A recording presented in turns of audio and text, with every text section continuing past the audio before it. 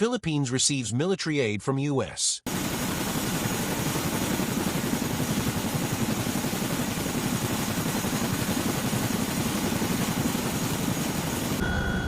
Manila's quest to safeguard its waters and to enforce its UN-backed claim on the resource-rich South China Sea has taken a favorable turn as the U.S. State Department has pledged an undisclosed amount for the country from its $55 million funding for maritime defenses and awareness programs in the Indo-Pacific. Tensions between Manila and Beijing don't seem to be letting up especially, and the Southeast Asian nation is set to welcome a new Chinese envoy after outgoing Ambassador Huang Shilian is set to complete his term.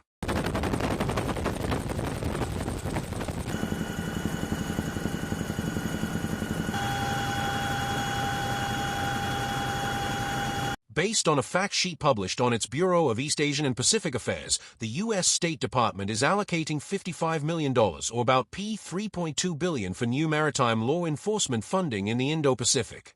However, it didn't specify exactly how much the Philippines is getting to bolster its maritime capacity.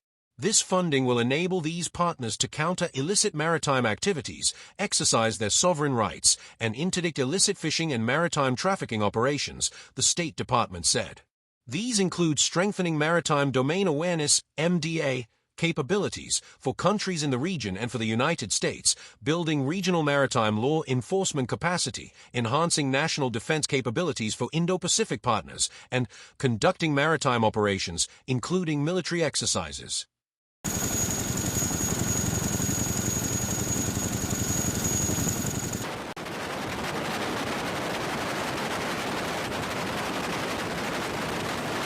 U.S. Secretary of State Marco Rubio has said it is crucial for Washington to highlight the collective efforts to advance a free and open South China Sea, through which trillions of dollars in global trade flow annually.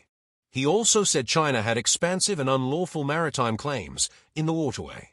China and the Philippines have been butting heads in disputed areas on the shores of contested features of the South China Sea, which Manila's neighbor claims nearly in its entirety. International actors such as the United Nations and its Permanent Court of Arbitration have voided China's so-called historical claim based on a 1940s map covering a seemingly arbitrary 10-dash line. Firing, then click, and then reload. You're just going to drop the mag on the deck, hit the reload, re-engage. The Philippines has failed to enforce the ruling due to an imposing Chinese fishing and Coast Guard fleet. Washington's new funding for maritime defenses and domain awareness was announced during the 80th Union General Assembly in New York on September 24. Newly appointed Philippine Foreign Affairs Secretary Ma. Teresa Lazaro has urged the international community to uphold international law and a rules-based order involving cooperation at sea over illicit activities.